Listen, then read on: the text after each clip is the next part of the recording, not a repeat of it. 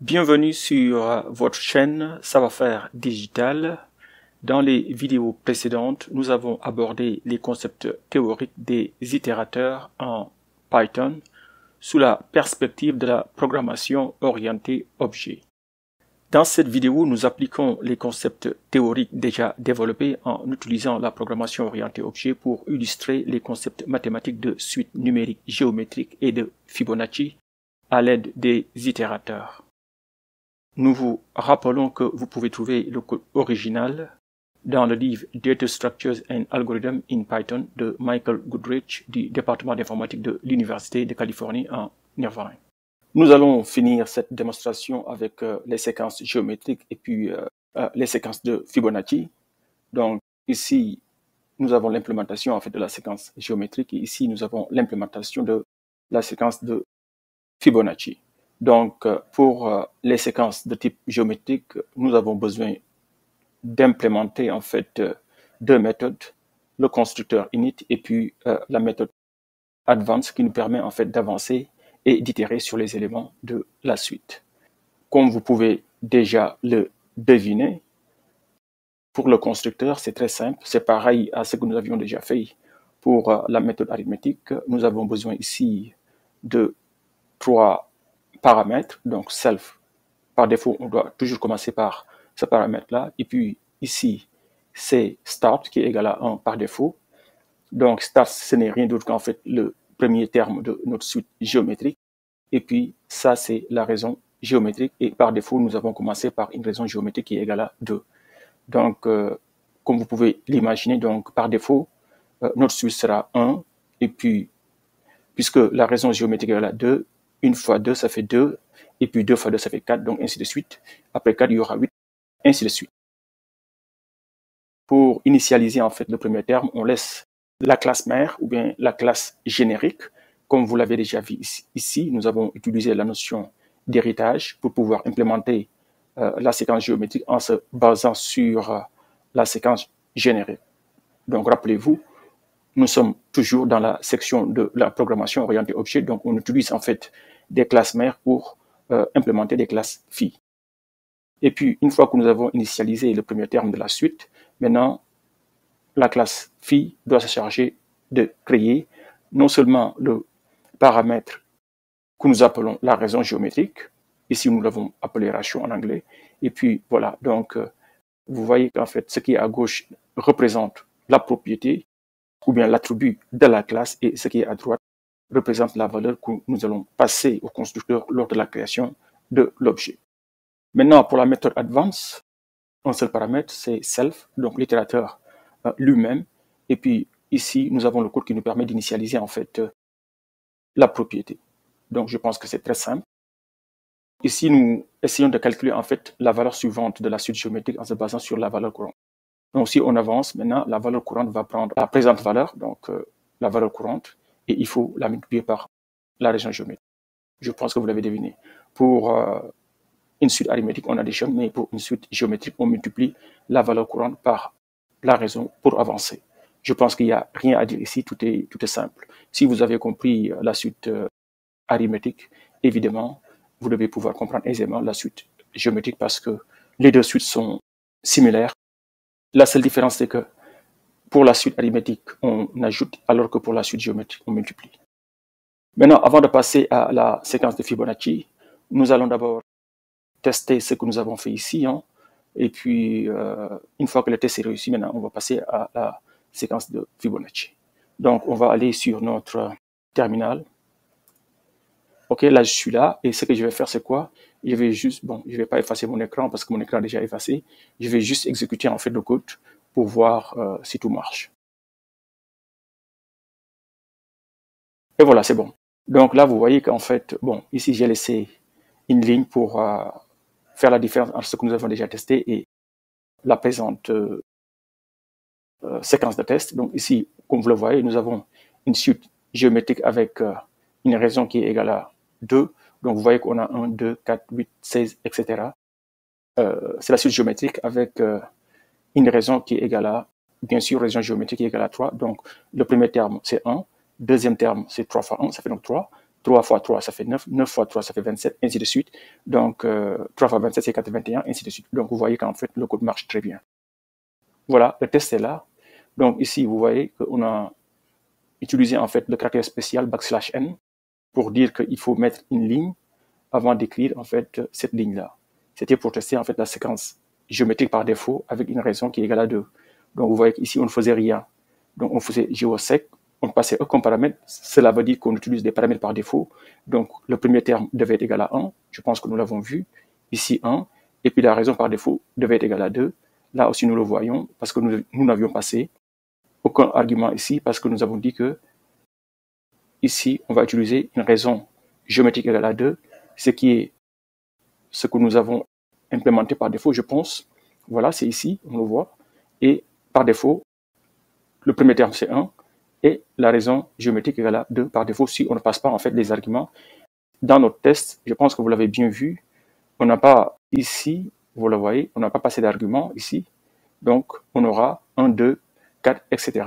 Voilà, on va finir avec la séquence de Fibonacci. Donc, comme nous l'avons déjà dit, on va se baser sur le concept d'héritage. La séquence de Fibonacci va hériter de la séquence générique. Et comme cela, ça nous permettra de ne réécrire que 2 méthodes. Toutes les autres méthodes seront héritées de la séquence générique.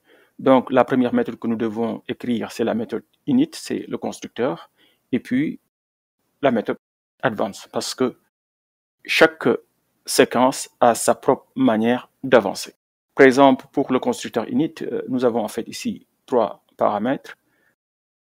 Self, c'est l'itérateur. Start, c'est le premier terme. Et second, c'est le deuxième terme.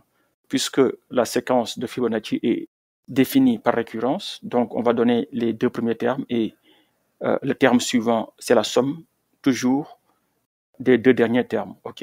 Donc voilà, c'est xn plus 1 égale à xn plus xn moins 1. En français, c'est que le terme prochain, c'est la somme des 2 derniers termes. Une fois que nous avons cela, ici, on initialise en fait le premier terme à l'aide du constructeur parent.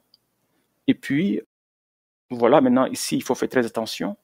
Nous avons donné les 2 derniers termes, mais puisque nous avons dit qu'en fait, on va, dans notre implémentation du moins, nous allons définir le terme suivant en se basant sur les 2 derniers termes, c'est-à-dire qu'en fait, bon, maintenant il faut comprendre, quand je veux aller sur le terme suivant, je prends le terme présent ou bien courant et le terme qui vient avant lui. Et le terme qui vient avant lui, nous l'appelons tout simplement previous term. OK? Donc, on va créer cet attribut-là ou bien cette propriété fictive-là. C'est pourquoi ici, j'ai ajouté un commentaire fictitious dans notre implémentation. Donc, et ce terme fictif ou bien en fait cette propriété fictive-là, ce n'est rien d'autre que normalement, au départ, second minus start. Ça dit qu'en fait, ce n'est rien d'autre qu'en fait le deuxième terme moins le premier terme. Le deuxième moins le premier terme nous donnera au départ ce que nous appelons en fait previous. C'est comme si en fait il y avait un terme fictif qui vient avant le premier terme. Mais si ce terme-là existait, ça devait être tout simplement le deuxième terme moins le premier terme. Ensuite, on passe ici à la façon d'avancer, comment on avance. Maintenant, ici, il faut faire très attention. Parce que ce code-là que nous avons écrit ici, bon, je vais vous dire de quoi il s'agit. Ici, il faut faire très attention parce que nous avons 2 opérations d'affectation, mais écrites sous une forme condensée. Et Python vous permet de faire cela. C'est pourquoi ici, si vous ne comprenez pas les fondamentaux de Python, vous pouvez faire une erreur extraordinaire ici sans vous en rendre compte. Bon, allons-y d'abord commenter en fait ces lignes de code-là. Vous voyez qu'en fait, ici, il y a une égalité. Donc, c'est une opération d'affectation, c'est clair. Maintenant, c'est quoi? Regardez à gauche. À gauche de l'opération, nous avons 2 propriétés. Et à droite de l'opération d'affectation, nous avons aussi 2 propriétés. C'est comme si, en fait, on avait un tuple à gauche et un tuple à droite.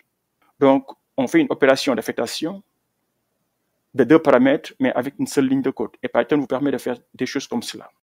Et c'est pourquoi j'ai dit, vous devez faire très attention quand vous faites des choses comme cela.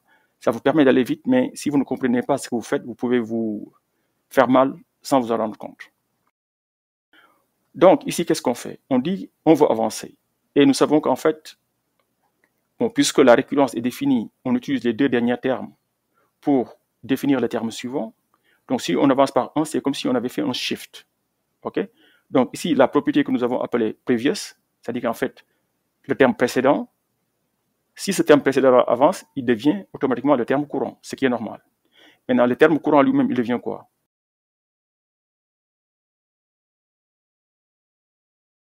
Si vous voulez, le prochain terme, si vous voulez, devient le terme présent ou bien courant, plus en fait le terme d'avant.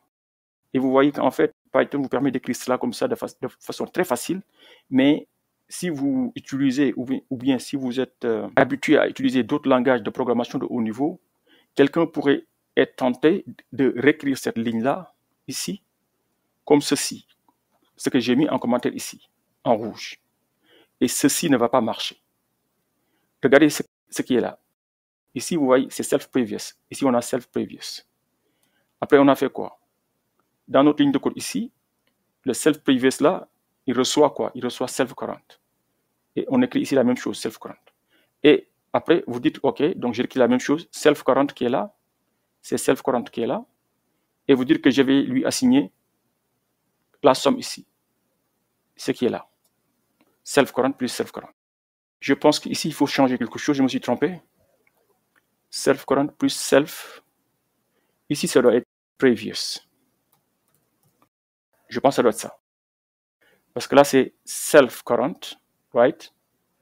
Et ça, c'est self-current qui est là. Ça, c'est bien. Et c'est égal à quoi? Self-current qui est là. Et self-previous. Et ça, c'est self-previous. Voilà, c'est bien ça. Exactement. Donc, si vous essayez de réécrire ce qui est ici comme ceci, votre code ne va pas marcher. Pourquoi? Bon, je vous laisse réfléchir par rapport à cela et me dire pourquoi ça ne va pas marcher. Pour l'instant, on va exécuter notre code, tester, et après, on va revenir, si vous voulez, sur ceci et dire pourquoi ça ne va pas marcher. Maintenant, on va aller aussi regarder comment nous avons écrit notre test pour tester, en fait, la séquence de Fibonacci. Voilà notre test. Donc, ici, on utilise le caractère spécial \n pour créer une nouvelle ligne. Après, bon, ça, c'est juste, en fait, pour tester la séquence de Fibonacci par défaut. Et je pense que par défaut, c'était quoi les valeurs par défaut que nous avions?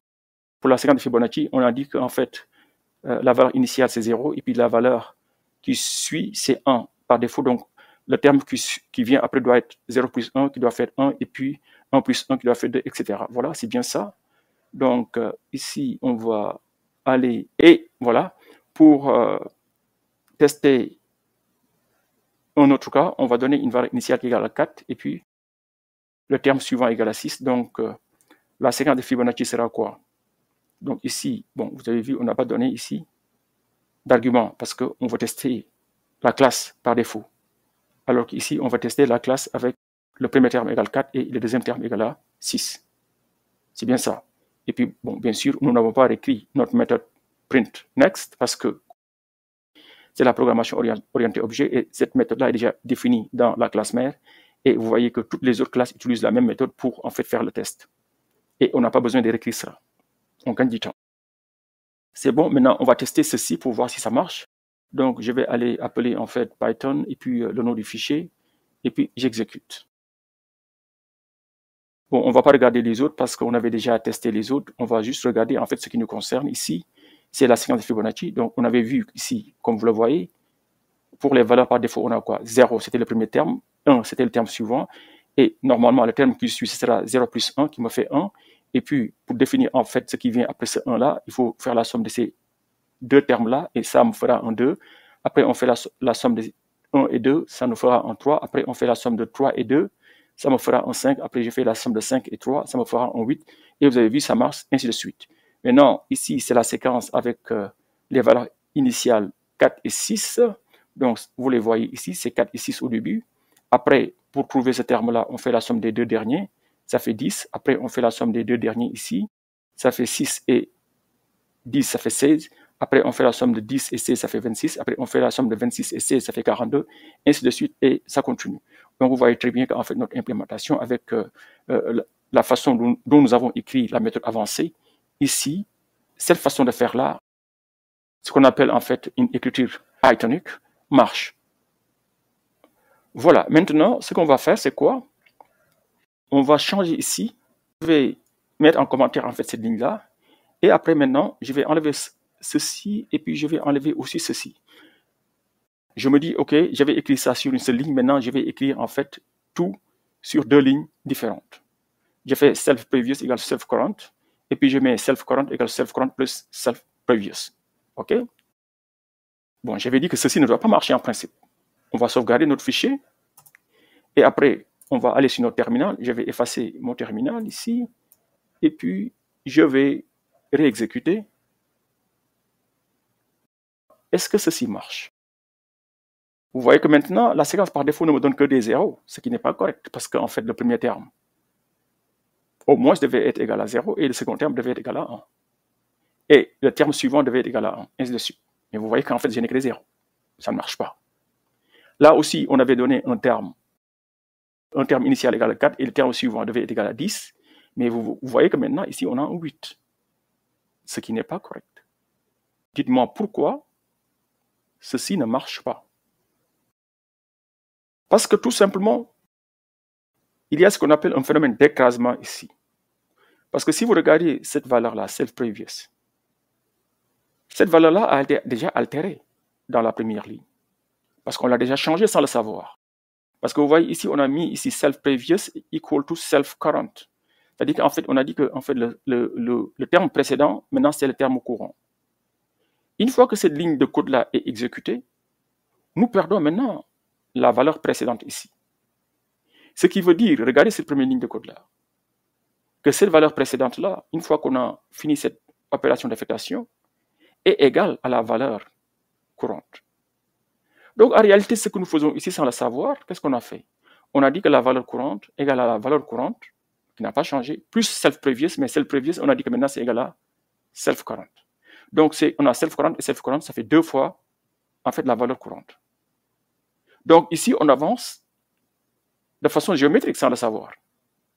Si on écrit notre code comme cela, la valeur courante égale à la valeur courante plus la valeur précédente, mais que nous avons déjà écrasée en y mettant la valeur courante. Donc ici, en réalité, on a deux fois la valeur courante, qui est maintenant égale à la valeur courante. Donc, c'est une suite géométrique en réalité que nous avons créée ici, avec une raison de 2. Et je pense que vous pouvez le voir sur le résultat. On a une valeur initiale qui est égale à 0, donc 0 fois 2, ça fait 0. 0 fois 2, ça fait 0. Donc, ici, rien ne va changer parce que le premier terme est égal à 0 et on multiplie par 2 chaque fois, on retrouvera toujours 0. Ici, regardez ce qui va se passer. On avait un terme initial qui est égal à 4. Mais comme je l'avais dit, on a déjà écrasé la valeur qui vient après. Et on avance maintenant en multipliant par 2. C'est pourquoi, une fois que nous avons le 4, le 10 a été écrasé. Et ici, nous avons remplacé le 10 là par le 8. Et ce 8 là, on le multiplie par 2 pour avancer, on aura un 16. 16 là, on le multiplie par 2 pour avancer, on aura un 32. Ce 32 là, vous le multipliez par 2, vous aurez un 64, etc. Et vous le voyez que vous avancez par multiple de 2.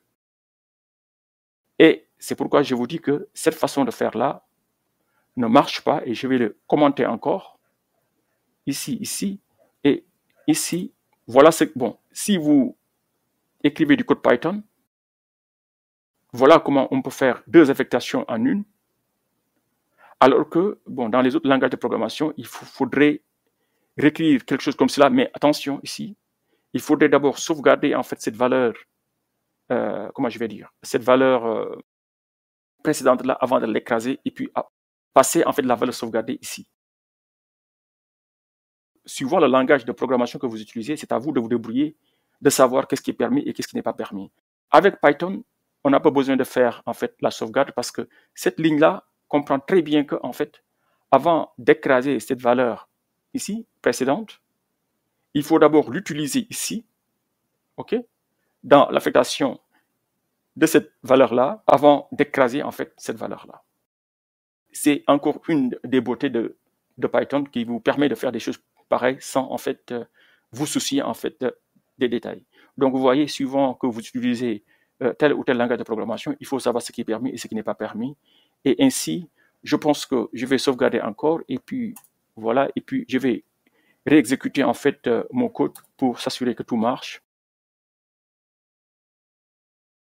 Et exactement, voilà le bon résultat parce que le premier terme c'était 0, le terme qui vient après c'est 1, après 0 plus 1 ça fait 1, 1 plus 1 ça fait 2, 2 plus 1 ça fait 3. Et vous voyez qu'en fait ici on revient aux bons éléments, 4 et 6 c'était en fait les débuts, après on aura 10 parce que 6 plus 4 égale à 10, après on aura un 16 parce que c'est 10 plus 6, etc. Et ainsi on termine en fait la démonstration sur les itérateurs avec la notion de programmation orientée objet et les concepts mathématiques comme comment utiliser une séquence générique pour construire une suite arithmétique et utiliser aussi la séquence générique pour construire des suites géométriques et des suites définies par récurrence comme les suites de Fibonacci. Voilà, nous arrivons à la fin de cette série de vidéos sur la programmation orientée objet appliquée au concept d'itérateur en Python.